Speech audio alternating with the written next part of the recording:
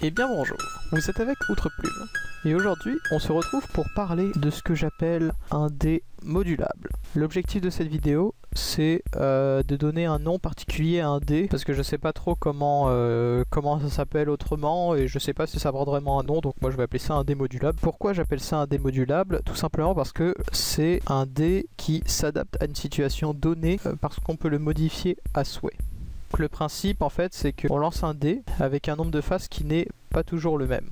Ce qui fait que en fait on joue avec une infinité de dés possibles, vu qu'il y a une infinité de nombres. Donc l'intérêt en gros c'est d'avoir un dé pour tout simuler. Après là je dis un dé c'est entre guillemets. Là voilà on a un dé donc, dont le nombre de faces est indéterminé, mais au moins on sait que c'est lui. Ça fait qu'en fait il n'y a pas de question à se poser de et pour ça c'est quoi, c'est un D6, vu qu'en fait dans tous les cas ce sera toujours un dé auquel on définira le nombre de faces à l'avance.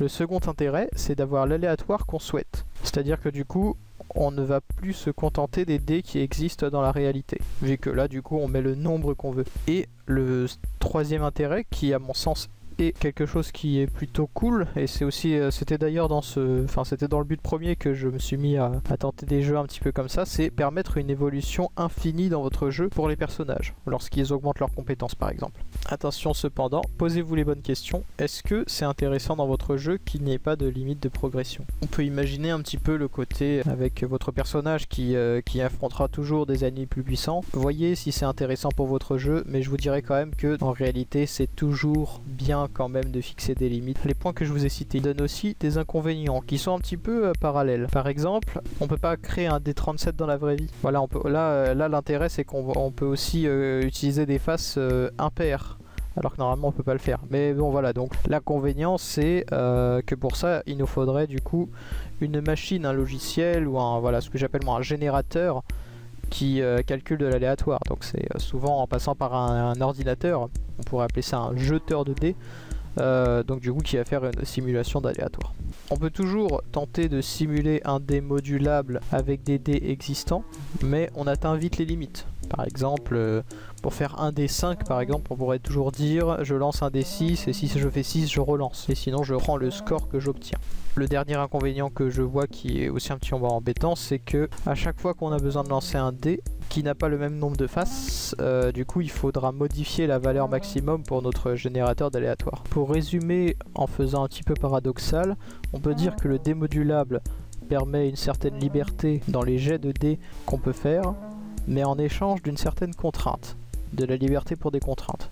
Oui oui. Pour l'exemple, quand je parle de l'évolution d'un personnage, je parle de caractéristiques, mais ça peut être aussi des caractéristiques d'une arme. Par exemple, une arme fait un des 3, un des 6, un des... Enfin voilà, donc là, de la même façon, le but c'est de ne pas avoir...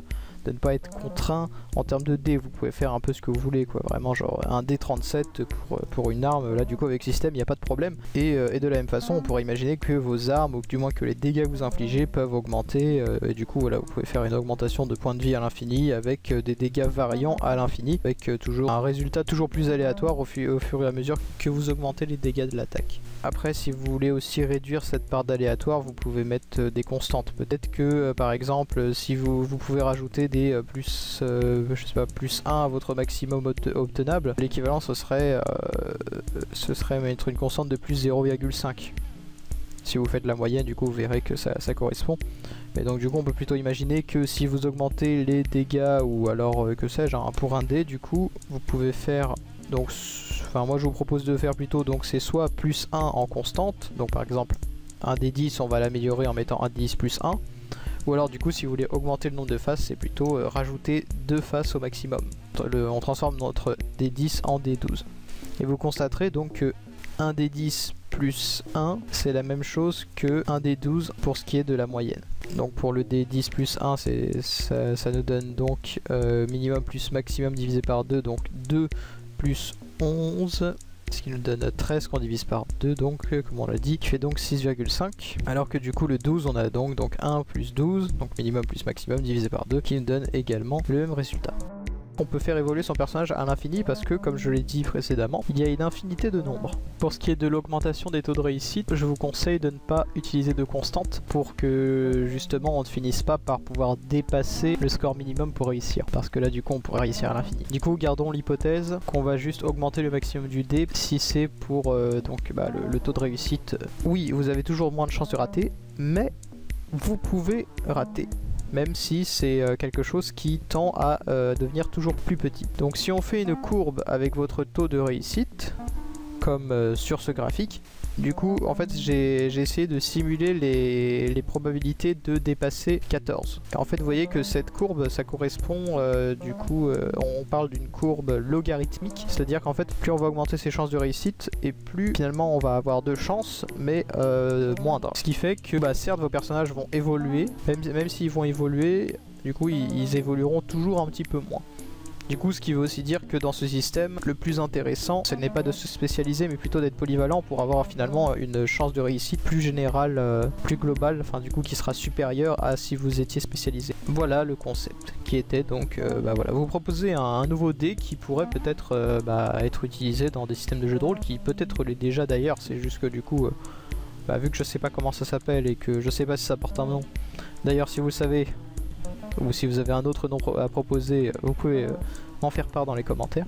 Et voilà, je ne peux que vous encourager à tenter ce dé et me donner vos impressions là-dessus. Je tiens aussi à vous dire que plus on augmente la difficulté d'un jet, et plus il faut aussi augmenter la moyenne des caractéristiques que doit avoir un personnage à chaque fois. Donc par exemple, on peut dire que mon personnage, s'il commence à 10, donc s'il lancerait un des 10 par exemple, l'épreuve la plus facile doit forcément être inférieure à 10 pour qu'on puisse réussir, en disant que du coup il faut dépasser strictement le nombre. On peut imaginer par exemple un système où le taux de réussite moyen serait de 50, et donc du coup on pourrait lancer un D100, ce qui ferait que de base vous auriez 50% de chance de réussite. Ensuite si vous gagnez un point vous pouvez passer à 101, du coup vous augmentez vos chances un petit peu, mais si vous passez à 102 vous les augmentez encore mais un petit peu moins, et après voilà, on se retrouve toujours au fait que plus vous augmentez vos chances et plus elles sont moindres, mais vous augmentez quand même, ce qui permet donc cette évolution infinie de vos personnages en théorie. Bon après on se retrouve vraiment dans des niveaux de progression où à la fin c'est genre vous avez des plus 0,00 tant de pourcents quoi. La formule pour calculer un pourcentage de réussite, vu que là on va dire que c'est un seuil à dépasser, est la suivante. C'est le maximum de faces de votre dé modulable moins le seuil de difficulté à dépasser strictement, donc c'est-à-dire par exemple 50 faire au-dessus de 50, qu'on divise, donc tout ça, le tout, on le divise par de nouveau votre maximum que vous pouvez atteindre, et ce tout là on le multiplie par 100. C'est plus facile avec la formule écrite quand même.